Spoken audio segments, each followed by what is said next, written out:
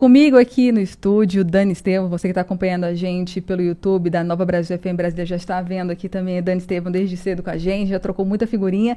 Ela que vai ser nossa colunista falando sobre futuro e tecnologia. Seja bem-vinda, Dani. Obrigada, Bárbara. É um prazer estar aqui com vocês. Muita novidade para mim, tudo isso, mas simbora. Eu sou mineira e já tem uns 20 anos que eu estou em Brasília. Tem uns 20 anos já que eu estou aqui em Brasília e sou apaixonada por essa cidade. Agradeço imensamente o convite, foi um prazer para mim receber o convite, ainda mais de você, que eu já acompanhava, curtia, era super fã, então foi muito simbólico, assim.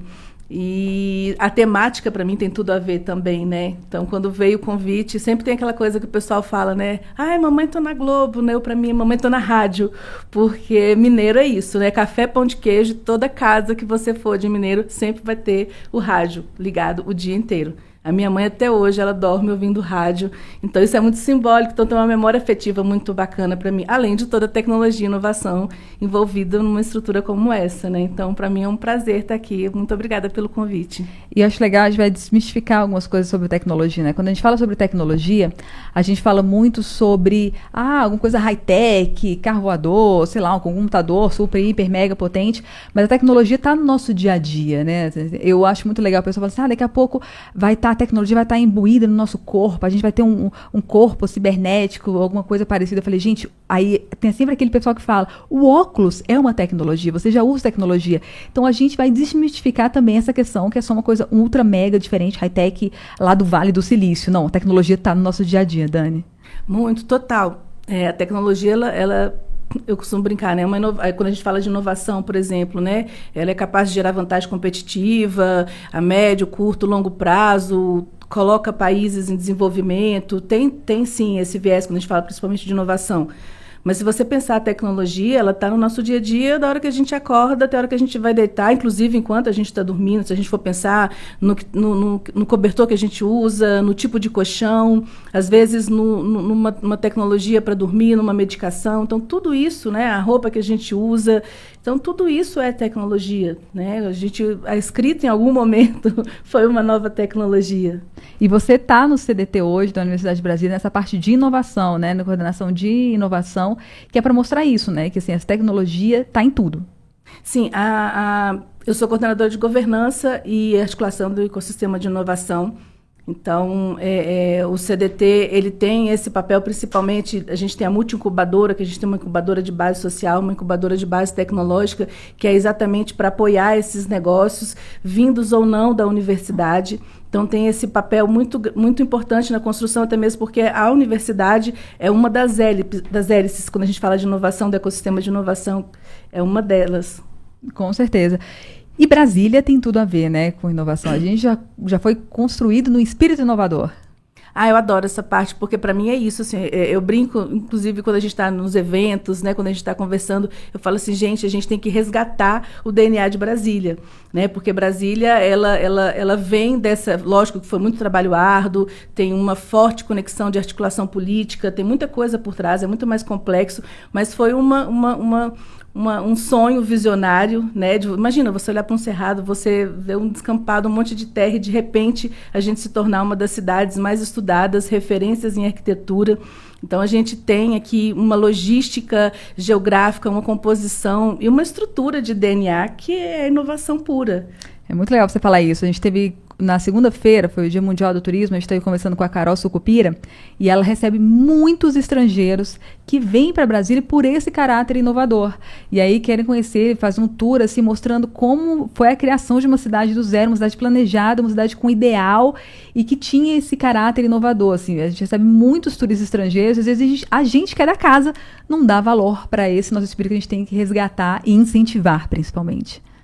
E assim, quando a gente pensa, inclusive, no Distrito Federal, quando a gente fala o quadradinho, né, do Cerrado, se a gente for olhar para cada uma das nossas regiões administrativas, o que existe ali de potencialidade é muito grande, é enorme. E muitas vezes a gente não conhece a própria dimensão, né? Imaginar que a gente tem Ceilândia com mais de 400 mil habitantes, né, muito maior que muitas cidades no país inteiro. Então, assim, eu vivo dizendo que é um caldeirão pulsante de muitas possibilidades, efervescente, assim.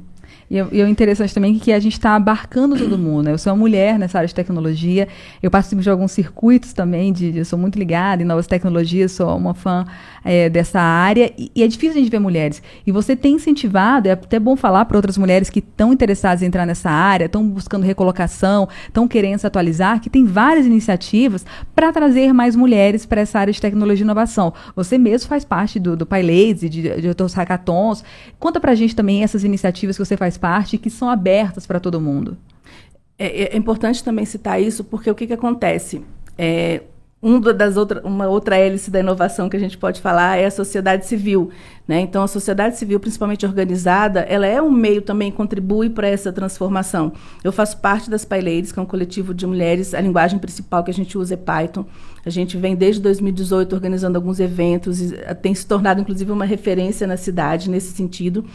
E esse caráter da diversidade dentro da inovação, ela é primordial, né? Porque, assim, a inovação, ela surgiu exatamente com foco na construção e no bem-estar das pessoas. Ela tem esse viés de foco e bem-estar das pessoas.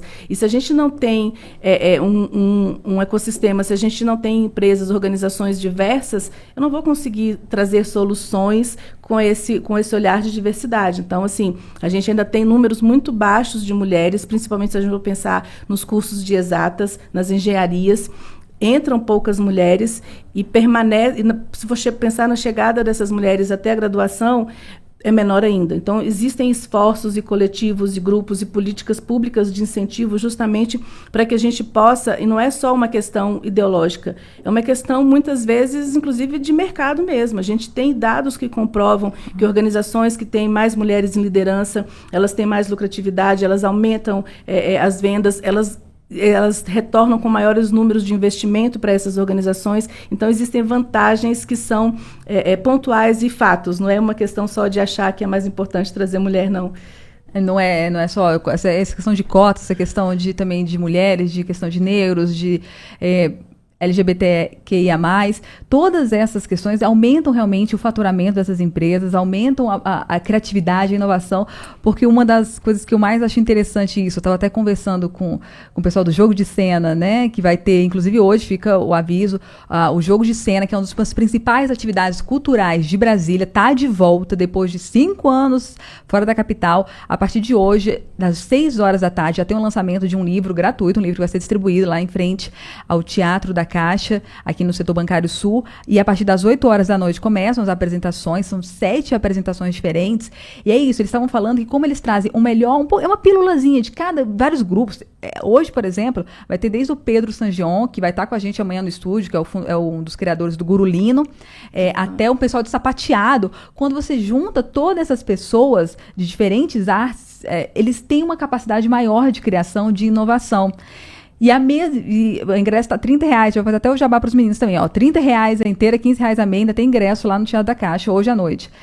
Mas a gente estava conversando sobre isso, assim, que quanto mais pessoas de diferentes formações, diferentes históricos estão juntos, a chance de ter algo inovador, a chance de ter algo criativo é maior. Então, assim, é um prazer estar te recebendo aqui no Mesa para Dois como colunista, sempre falando das questões de futuro e trazendo esses espaços. Então, assim, é legal até o lugar que você vem, que é a UNB, que tem muito desses lugares, desses espaços dentro da universidade, que não são só para alunos, não são só para professores. Qualquer pessoa ouvinte que estiver ouvindo a gente e tiver uma ideia, tiver um projeto, pode chegar junto de algum curso diferente, de algum espaço diferente e tentar essa parceria para ter essa questão de criatividade dentro da universidade com os alunos também, né, Dani?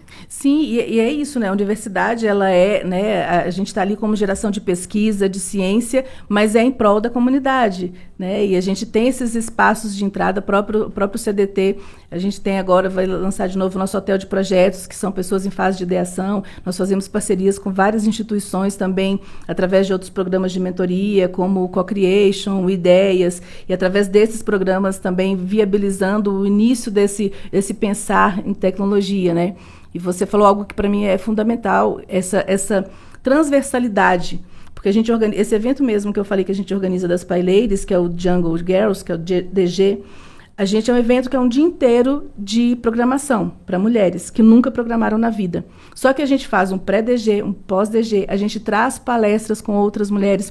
Numa das edições, a nossa camiseta foi idealizada pela Sirin, que é uma das nossas artistas do grafite aqui de Brasília, mais expoentes. A gente faz nos eventos com coletivos de mulheres DJs. Então, a gente vem trazendo outros elementos e mostrando que em cada uma dessas artes também tem muita tecnologia e inovação.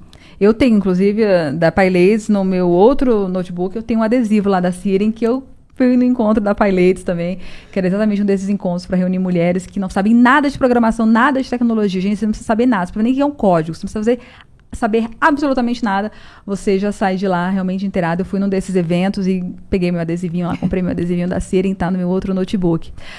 Dani, pra gente já começar a encerrar, me fala uma coisa, tem um perfil de profissional da área de tecnologia, já que assim, a gente fala da importância da diversidade, tem um perfil, assim, que alguém que vai trabalhar com tecnologia, tem que ser só um nerd lá que fica programando o tempo inteiro, alguma pessoa mais focada só, ou não? Como é que funciona? Se é alguém mais curioso?